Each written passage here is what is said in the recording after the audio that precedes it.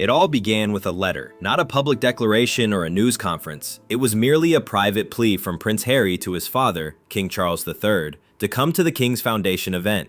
It looks easy on the outside, but it's hard for Harry on the inside. It wasn't just another day on the calendar. This was a major occasion, the kind of royal spectacle when heads of state and philanthropists meet and the monarchy shows off its power for a good cause. It would have been the perfect time for a comeback, a symbolic homecoming, but what did Harry get back? Silence, then rejection, firm, unrepentant, and cold. That's where the story actually begins, not with Harry's plea, but with the King's planned refusal. This wasn't just a missed email or a schedule difficulty for people who work for the royal family. The answer came quickly and on purpose. There was no invitation, no Zoom call, not even a seat in the back row, nothing. The message behind that silence was quite apparent. The monarchy isn't simply moving forward, it's moving on without Harry. Now here's what makes that so hard. This wasn't just a small tea party or a charity meal for the season. This was the King's Foundation gathering, a public proclamation of what the future of the monarchy looks like. Power, purpose, legacy. There were a lot of important people on the guest list, like Prince William, his brothers and sisters, Anne, Queen Camilla, and even Zara Tindall,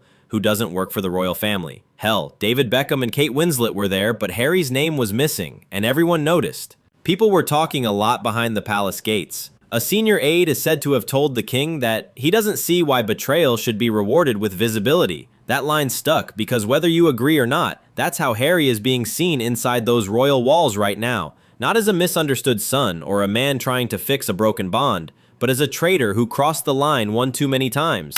Rubbish at the holidays because people aren't buying it. It's just, it's so... The Netflix deals, the memoir, and the interviews, the attacks on the family, one by one, broke down the trust, and this denial was the last straw. The fact that this all got so public is what really hurts.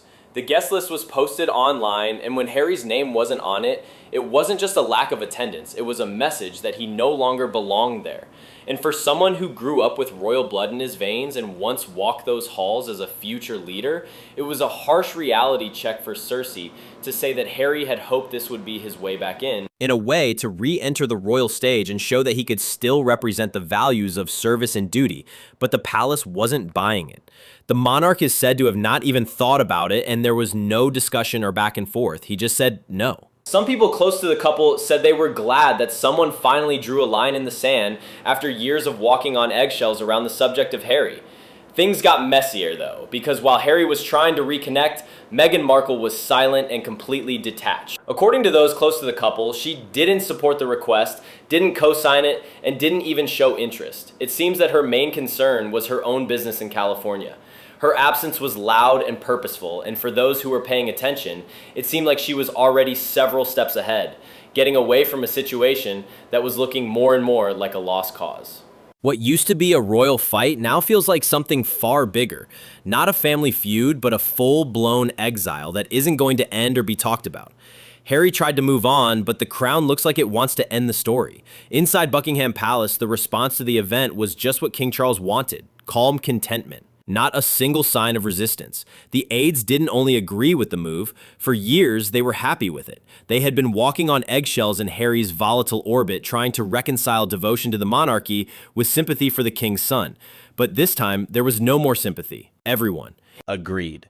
You can't talk about duty and honor while leaving the door open for someone who has profited from family conflict. Loyalty has its limitations, and Harry had gone too far. Even some of his old media allies have started to change their tone. People who used to praise him for being honest are now pointing out the pattern, the interviews, the deals, and the continuous comments. It hasn't stopped. There is always another headline. Another one. Confession. Another time when Harry's complaints are brought back into the public eye and people are tired of them. After the rejection was verified, social media went crazy. People started using hashtags like No More Harry and Royal Reckoning. There were a lot of tweets, some angry and some disappointed, but most of them said the same thing. He made his choice and now he has to live with it. Oh, and the viral post really hit the spot. If you write a tell-all book that insults your family, you can't be surprised when they don't invite you to dinner. People aren't as forgiving as they used to be. People are getting tired of the turmoil, and even fans are starting to admit it. This is happening at a time when the monarchy is working hard to show that it is stable and has a purpose. People think Harry is a liability, not only awkward but also dangerous. There is also the issue of safety. People who know Harry say that some of his wishes included talks about how to keep him and his family safe if he came back. But those talks didn't go anywhere. Pace. Officials apparently shut it down early, saying that since he didn't have any official duties, he wasn't entitled to the same protections. Harry was upset because security has always been a problem for him. He has said in interviews more than once that losing protection made him feel insecure and that it showed how far away he was from the institution. But from the palace's point of view, it was never personal. It was protocol without a purpose. There is no cause for coverage, and Harry can yell as much as he wants, but that rule isn't changing. In the background, additional doors are slowly closing. People who work near the palace claim there are rumors and early talks about revising Harry's remaining titles. There isn't anything official yet, but things are moving in that direction. The King's Foundation event snub may have been the start of something bigger, a full-on split. Not just emotionally, but even constitutionally. The Crown is conveying a message not through press releases or theatrical speeches, but through silence, exclusion, and decisions made behind closed doors and delivered without apology. People in California are only getting more curious because Meghan hasn't said anything. Some people think she's staying away on purpose and she's going in a different direction, working on her own projects and letting Harry deal with the aftermath on his own. Some people think she's already accepted what Harry hasn't, that the royal chapter is over and that the door he keeps trying to open is already locked. For whatever reason, her absence has become its own headline in a story where every look and gesture is analyzed. Meghan's disengagement stands out, and it's not just the press that is noticing it. People who know what's going on say that this is a symptom of not only disagreement in the Sussex camp, but also of resignation, as if Meghan has already moved on from a fight that Harry still feels he can win. When Harry and Meghan first stepped back from royal duties, they thought Hollywood would be a safety net for them. There was a lot of hype.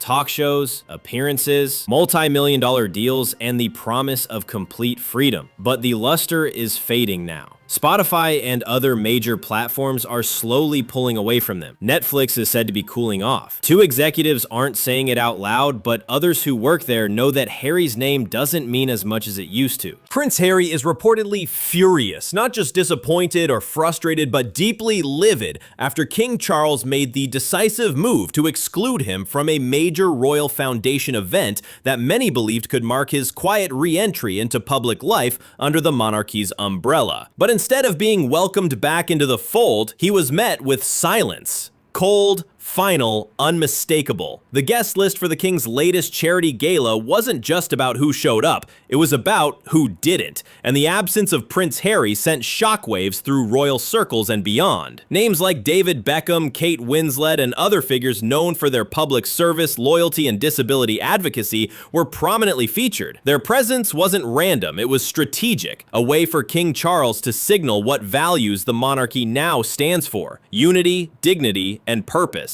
And by leaving Harry off the list, he also signaled something else. This is who we've left behind. That kind of erasure doesn't come from scandal alone. It comes from a deliberate distancing, one that has been growing in clarity over the past year. The mystique that once came with being a royal rebel is fading fast, replaced not by sympathy, but by fatigue, controversy, and the sense that Harry is no longer a symbol of change, but a liability. Behind palace doors, conversations are shifting toward permanence. Royal analysts aren't just talking about the current moment, they're looking at legacy, at precedent, at how history will remember this chapter of the monarchy. Some have even begun comparing Harry's situation to past royal outcasts, distant relatives who stepped too far outside tradition and were quietly written out of the firm's future. But here's the difference. Harry's departure hasn't been quiet. It's been loud, it's been televised, and it's been globally dissected. Every Netflix deal gone wrong, every interview filled with bitterness, every memoir that exposed more than it healed. All of it played out under an unrelenting spotlight. And King Charles, he isn't flinching. If anything, he's drawing strength from the clarity that leadership requires tough decisions, even when they involve blood ties.